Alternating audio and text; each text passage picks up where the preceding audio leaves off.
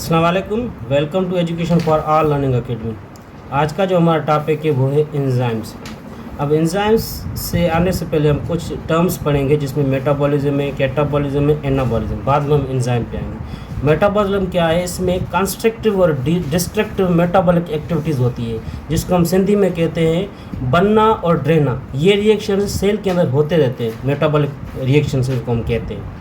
दूसरा टर्म है catabolism. Catabolism हम डिस्ट्रक्टिव मेटाबॉलिज्म एक्टिविटीज़, जो भी मेटाबॉलिक डिस्ट्रक्टिव मेटाबॉलिक एक्टिविटी हो, मतलब कोई बिग मॉलिक्यूल ब्रेकअप हो स्मॉल मॉलिक्यूल्स में, उनको हम कैटाबॉलिज्म कहते हैं। एनाबॉलिज्म क्या है? स्मॉल मॉलिक्यूल्स आपस में जुड़ के जो है ना वो लार्ज मॉलिक्यूल बनाए, उनको हम एनाबॉलिज्म कहते हैं। ये एक कंस्ट्रक्टिव मेटाबॉलिक एक्टिविटीज़ है, मतलब स्मॉल आपस में मिल के एक लार्ज मॉलिक्यूल, जैसे फोटोसिंथेसिस अमल है, वो एक एनाबॉलिज्म अमल है।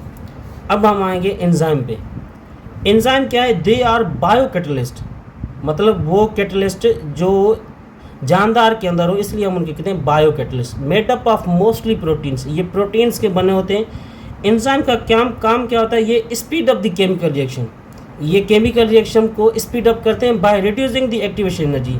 एक्टिवेशन एनर्जी को कम करके रिएक्शन को तेज़ी से बढ़ाते हैं। Requires to initiate the chemical reaction, मतलब वो एक्टिवेशन इतनी हम कम करें ताकि जो केमिकल रिएक्शन है वो इनिशिएट हो जाए विदाउट कंज्यूमिंग बाय इटसेल्फ। मतलब ये एंजाइम जो है ना वो खुद ब खुद ख़त्म नहीं होते, ना ही कंज्यूम होते। इनका काम होता है सिर्फ और सिर्फ केमिकल रिएक्शन को स्पीड अप करना और एक्टिवेशन एनर्जी को कम करना, और ये जो है ना खुद ख़त्म नहीं होते, यूज़ नहीं होते।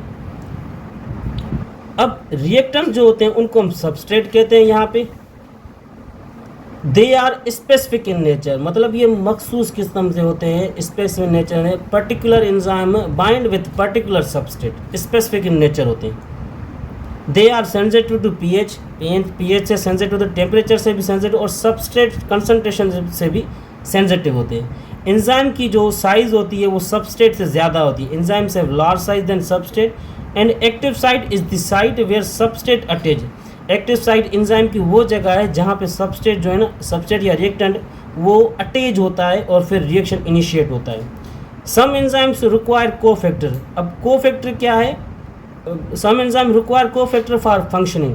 कुछ एंजाइम कोफैक्टर यूज़ करते हैं फंक्शनिंग की वजह, जैसे फंक्शन अच्छे से परफॉर्म। कोफैक्टर एक नॉन प्रोटीनस पार्ट है, वो ऑर्गेनिक भी हो सकता है, इनऑर्गेनिक भी हो सकता है। जैसे जिंक, मैग्नीशियम, आयरन, मैग्नीज, ये चारों के चारों जो है ना वो इनऑर्गेनिक कोफैक्टर्स है, जबकि NADP, NAD और FAD ये जो है ना ऑर्गेनिक कोफैक्टर है। ये कोफैक्टर एंजाइम के साथ जब मिलता है तो रिएक्शन को तेज़ी से बढ़ाता है। अब एंजाइम एक्टिविटी या तो इन्हांस होती है बाय एक्टिवेटर्स, जब एक्टिवेटर्स अटैच हो जाएं, कुछ एक्टिवेटर से कुछ ऐसे मॉलिक्यूल्स होते हैं जब एंजाइम से अटैच होते हैं तो एंजाइम की एक्टिविटी बढ़ जाती है। और इनहिबिटर्स कुछ ऐसे मॉलिक्यूल है जब वो एंजाइम से अटैच हो जाए तो उनकी जो एंजाइम की एक्टिविटी है वो इनहिबिट या रुक जाती है।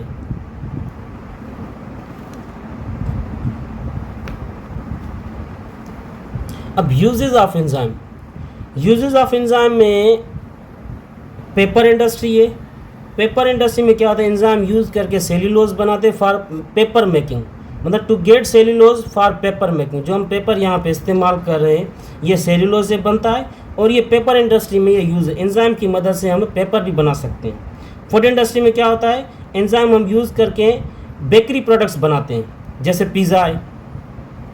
अब ब्रूइंग इंडस्ट्री क्या है? इसमें क्या होता है? शुगर को हम कन्वर्ट करके अल्कोहल में बनाते हैं और ये भी एंजाइम की मदद से होता है। बायो डिटर्जेंट क्या है?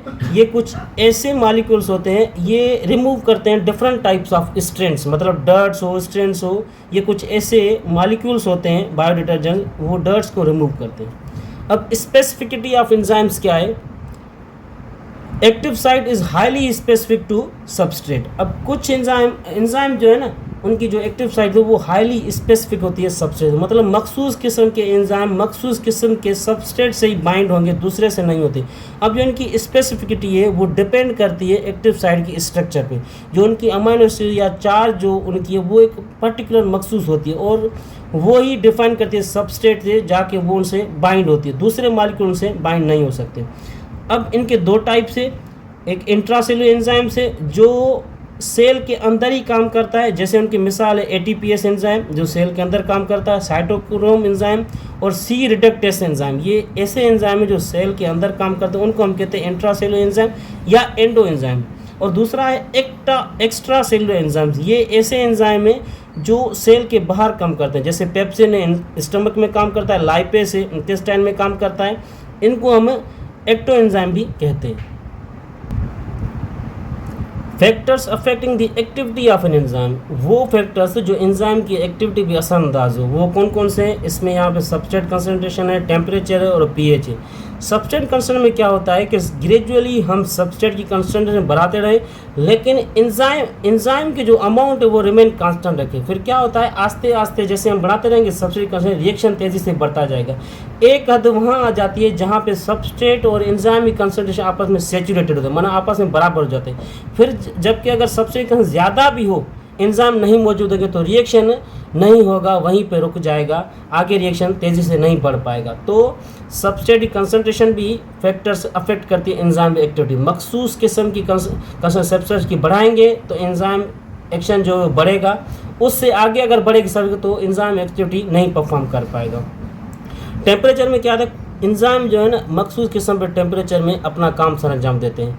अब इंसान की बॉडी की बात करें 37 सेंटीग्रेड, तो ऑप्टिमम जो टेम्परेचर है इंसान के अंदर जिस पे एंजाइम जो सबसे ज़्यादा अपना जो है ना काम कर सकें वो है 37 सेल्सियस, और इनको हम इन टेम्परेचर में ऑप्टिमम रिएक्शन होता है। इन टेम्परेचर 0 सेंटीग्रेड जब किसी भी इन्वायरमेंट हो जाए एंजाइम का, वहाँ पे उनकी एक्टिविटी जो एंजाइम की वो सीज हो जाती है, लेकिन ये इनएक्टिव होते हैं। लेकिन जब टेम्परेचर नॉर्मल हो तो ये दोबारा फिर एक्टिव हो जाते हैं। 100 सेंटीग्रेड पे क्या होता है, एंजाइम डिस्ट्रॉय हो जाते हैं, ख़त्म हो जाते हैं। पीएच क्या है, enzymes are also pH sensitive, इनको हम पावर ऑफ हाइड्रोजन आयन कहते हैं, और एंजाइम में पीएच सेंसिटिव भी होते हैं। क्यों? क्योंकि इनकी प्रोटीनस नेचर होती है, जो भी नेचर होती है प्रोटीनस नेचर, वो पीएच सेंसिटिव होते हैं। The point where enzyme is most active, उनको हम कहते हैं ऑप्टिमम पीएच। अब पेप्सिन जो एंजाइम में वो वर्क करता है स्टमक में 1.4 पीएच, ये पेप्सिन की जो एंजाइम की जो पीएच वैल्यू ये ऑप्टिमम पीएच है स्टमक के लिए। Where is most enzyme work at 7.4 pH, जिसको हम न्यूट्रल पीएच भी कहते हैं। तो बहुत सारे जो एंजाइम है वो 7.4 पीएच पे वर्क करते हैं। तो पीएच भी फैक्टर एक ऐसा है जिसमें एंजाइम की एक्टिविटी असरअंदाज दे सकती है, कम और ज़्यादा से। क्यों? क्योंकि मखसूस किस्म के एंजाइम मखसूस पीएच पे ही काम कर सकते हैं, उनसे ज़्यादा या कम पे वो अपनी एक्टिविटी सही में परफॉर्म नहीं कर पाते। मैकेनिज्म ऑफ एंजाइम एक्शन, ये एक ऐसा मैकेनिज्म है जिसमें क्या होता है, एंजाइम सबस्ट्रेट बाइंड होता है, फिर एंजाइम सबस्ट्रेट कॉम्प्लेक्स बनता है, उसके बाद क्या होता है प्रोडक्ट बनना शुरू हो जाती है, और प्रोडक्ट बनने के बाद एंजाइम डिटेच्ड होता है, मतलब उनसे अलग हो जाता है, धार हो जाता है, and used again for the same reaction, और फिर दोबारा जो है सेम रिएक्शन के लिए इस्तेमाल होता है वो एंजाइम। अब यहाँ पे मैंने मिसाल दिया हुआ है, अब ये देख सकते हैं ये नीचे वाला ऐसा जो है ना वो एंजाइम है, और जो ऊपर वाला ये सबस्ट्रेट है, यहाँ एस मैंने शो किया सबस्ट्रेट, और ये जो रीजन है ये एक्टिव साइट है जहाँ पे सबस्ट्रेट अटैच हो रहा है, इनको मैंने शो किया substrate entering active site of enzyme. अब सबस्ट्रेट दाखिल हो रहा है एक्टिव साइट ऑफ एंजाइम की तरफ, ये अंदर आ गया और ये एंजाइम सबस्ट्रेट कॉम्प्लेक्स बना रहा है। उसके बाद क्या होता है, एंजाइम सबस्ट्रेट प्रोडक्ट कॉम्प्लेक्स बन रहा है, एंजाइम प्रोडक्ट कॉम्प्लेक्स बन रहा है, और एंड में क्या था प्रोडक्ट डिटेच हो रही है, अलग हो रही है प्रोडक्ट, और लिविंग एक्टिव साइट और एक्टिव साइट को अलग कर रही है। फिर ये दोबारा इसी सबस्ट्रेट को रीयूटिलाइज कर सकते हैं, दोबारा ये रिएक्शन हो सकता है। अब इनमें दो मॉडल है, एक है इनको हम कहते हैं action of enzyme. Action of enzyme में दो मॉडल है, एक है द लॉक एंड की मॉडल और दूसरा है इंड्यूस फिट मॉडल। अब लॉक एंड की मॉडल में क्या होता है, दिस थ्योरी वाज प्रोपोज्ड या फर्स्ट पॉस्टुलेटेड बाय इमल फिस्टर, एक साइंसदान है जिसने 1894 में पहली मरतबा लॉक एंड की मॉडल पेश किया। इसमें क्या होता है, particular kind of enzyme bind with particular kind of substrate, जैसे कि like particular lock unlock by particular key. अब यहाँ पे मिसाल दिया है, एंजाइम ये है और इनकी जो स्ट्रक्चर है वो कॉम्प्लीमेंट होती है सबस्ट्रेट की। कॉम्प्लीमेंट हम उनको कहते हैं जैसे वो एक स्ट्रक्चर दूसरी से बिल्कुल फिट हो, जैसे को हम मिसाल दें पेन का, तो अब पेन की जो स्ट्रक्चर है, अब ये ढक्कन है, अंदर ये एक दूसरे ढक्कन और पेन की आपस में कॉम्प्लीमेंट है, मतलब फिट हो जाए, उनको हम कॉम्प्लीमेंट कहते हैं। तो एंजाइम और सबस्ट्रेट की जो स्ट्रक्चर वो कॉम्प्लीमेंट होती है एक दूसरे के, जैसे उनमें फिट हो जाए। फिट होने के बाद क्या होता है, ये enzyme substrate like lock and की जैसे कि उनके बाद ये रिएक्शन होता है।